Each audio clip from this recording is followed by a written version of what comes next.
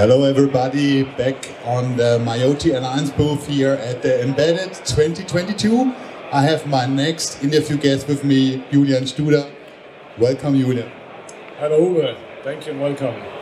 Well, almost everybody knows you and L'Oreal if it comes to network management, but maybe some words about yourself and who can do that better than you. Here we go. Thank you Uwe for this opportunity. Yeah, my name is Julian Studer. I'm the founder of the company L'Oreal. We started in 2015. By then we saw a lot of potential to enter the IoT market, which today we can say and confirm that it was the right decision to enter. We are a purely software-based company. We don't produce hardware, so we produce the animal server. It means we provide the software, the management tool to build networks, IoT networks in all kinds of sizes, from the small agriculture plant to nationwide rollouts. And what we provide is the management tool where you connect the sensors, you connect the gateways, we do the protocol communication, the transport, encryption of the data storage, and then we have also all the APIs to push data in all kinds of directions. So far we have been having a strong focus on the LoRaWAN technology, which today is one of the leading IoT technologies in the ecosystem. And we have just presented today also on LinkedIn and all our channels that our solution that was based on one technology has become hybrid. We have just newly integrated the mioty technology. So, you have quite a reputation in the market. So when I talk in regards of network management, your name and the name of your company is always coming up. And you just mentioned the endeavor of mioty. So what was the moment, what was the trigger when you said, well, we can cope with LoRa, no problem. And that was the start, and it was a good start they did. So now mioty, and what was the turnaround point when you said, okay, now I have to put it up another notch and I add another system? Yeah, first of all, thank you for the flowers saying that we have a good reputation in the market. Yeah, I guess the team, our family, we have done a great job. And as you say, the LoRaWAN market, IoT is not too big. I mean, the players, they know each other. We always jump somehow on the table, but the companies still don't know us as good as maybe others, because I guess one of our issues is being a bit too Swiss, that we do our job in the background and we don't shoot around very strong. So we do our job, but we don't go out too strong. We should maybe do it a bit stronger. But our focus is to present value in a high quality degree. So I would say that our main customers are big blue chip companies, governmental institutions, especially customers and partners that are seeking for a high reliable network with high SLAs and with being well supported. And as you say, Uwe, yes, we have been growing so far with LoRaWAN. We have been more or less self-funded so far. I think we will come to this point a bit later, how we operate today. But we have identified mioty as a very strong technology and as an excellent addition to what we offer today. Because today we get many times asked what's the best IoT technology. And I would say the best IoT technology like this doesn't exist. I would say LoRaWAN is very well placed today. But for the IoT technologies, you really need to define what is the use case. And for that specific use case, you have the specific technology that is the best suit for the specific use case. And so far we have been only offering LoRaWAN. Now with the addition to mioty, we expect and we believe that we will approach more markets, in the sense that we are becoming more flexible, not only on the hardware side, but also on the communication protocols. And this gives the flexibility to our customers and partners to pick whatever they want depending on the specific use case. Because in the end, the customer is the king and he decides what he wants to use. And if we have it, we can offer it. If we don't have it, we just lose business.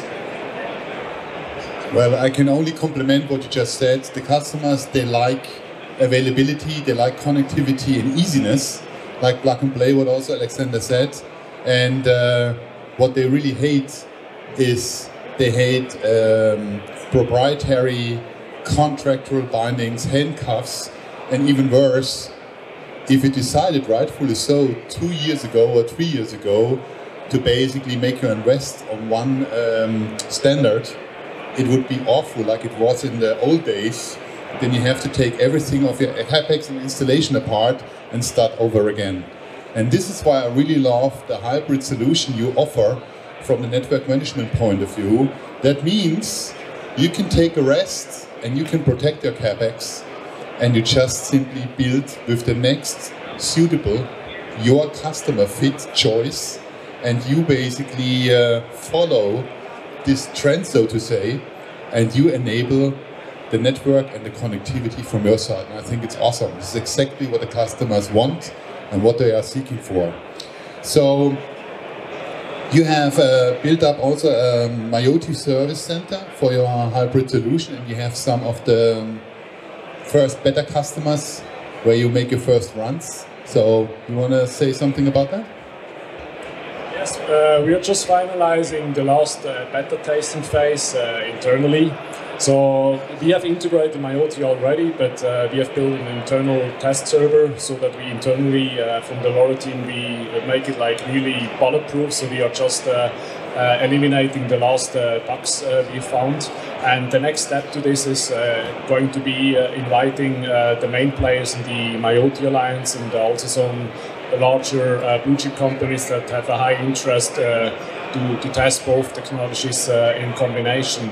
And in a later stage, more around like October, I would guess, we expect to install the mioty technology also on all our 20 public servers, because we have nearly on every continent we have servers from South Africa to Tokyo, India, we had one in China, US, Latin America, and several servers in Europe. So we will provide this technology in all those countries, all continents, with free counts to push further IoT, the technology, and to bring some kind of an easiness for customers and potential customers to test and use the technology before they start to scale.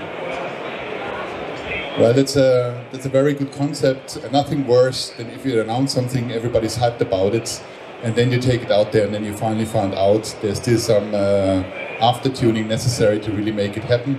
So that's, I would say, Swiss quality. You try to first put it through all the nightmares you can put the system through before you release it to the customer. So you talked about your global presence. So for us, speaking about Vika, we are in 43 countries, and one of the main goals of our CEO when he started was that he wanted to provide to the customer not only logistic, he also wanted to provide them the engineering backup, service engineering. And of course, I'm very proud to say that we have partnered up in terms of strategy, so your global impact and your global service in terms of network management and everything which belongs to it matches perfectly to us. I think this was one of the drivers why L'Oreal and Vika decided to take the next steps together. Very happy about that. So we have also made some projects together already. And funny enough, we approached the customer actually independently.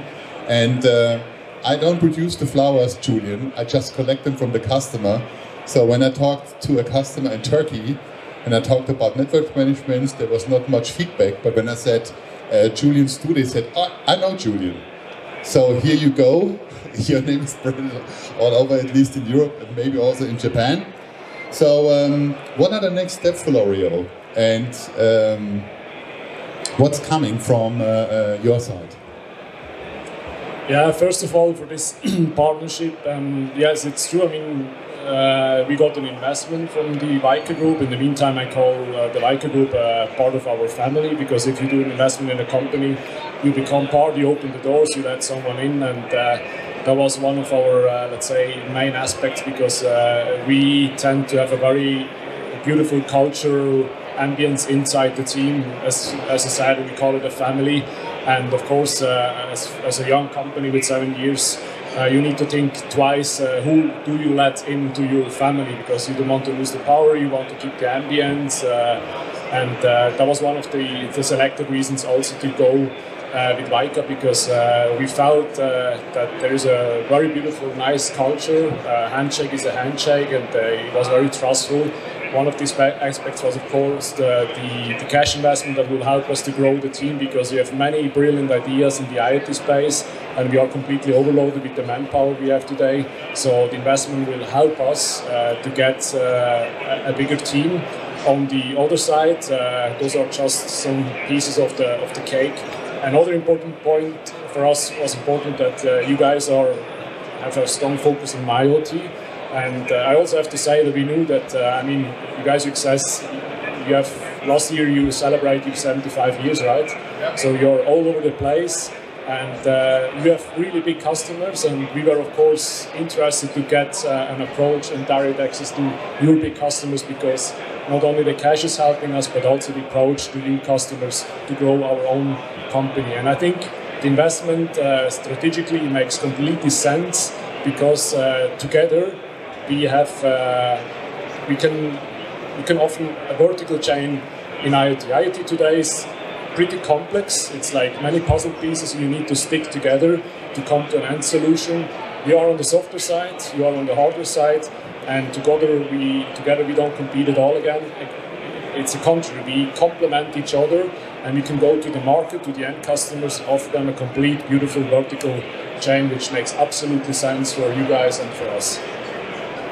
Well, we definitely feel the love, and what's also really nice and enjoyable is we have our engineers over here, for example, Michael Heider, young guys, very knowledgeable, and the good thing is, the older guys like me, we take this as a new blood infusion. I mean, I take myself out of this equation because, I don't know, I believe I'm too young for my age, but anyway. So, and that is really what makes the fun. And you remember when we had a kind like a stretch in network management, especially in terms of mioty. Remember we talked and you said we can come up with a solution within 4 months. Not the bulletproof one, but one to really reach out and help the customers. And that was for me a key experience. This is really what I like, since I'm in applications fields almost all my life. And that is what makes customers, what builds trust.